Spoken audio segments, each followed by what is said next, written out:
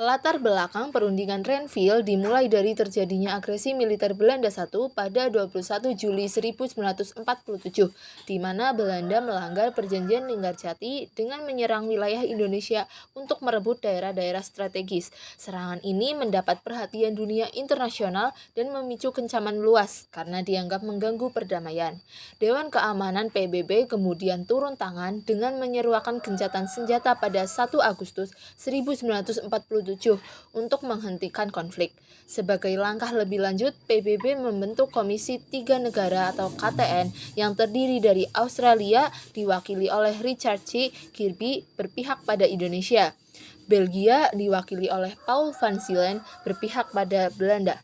Dan Amerika Serikat diwakili oleh Frank Porter Graham sebagai pihak netral untuk menjadi mediator dalam menyelesaikan sengketa politik dan militer antara Indonesia dan Belanda. Upaya mediasi ini menjadi dasar terlaksananya perundingan Renville. Perundingan Renville secara resmi dimulai pada 8 Desember 1947 di kapal Renville yang berlabuh di Pelabuhan Tanjung Priok dan berakhir pada 17 Januari 1948.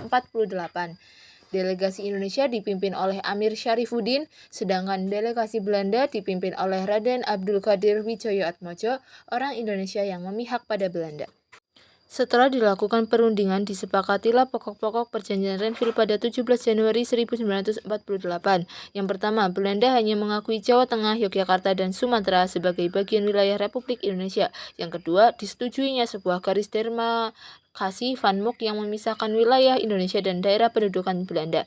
Yang ketiga, TNI harus ditarik mundur dari daerah-daerah kantongnya di wilayah pendudukan di Jawa Barat dan Jawa Timur. Perjanjian Renville tersebut kemudian ditandatangani pada tanggal 19 Januari 1948.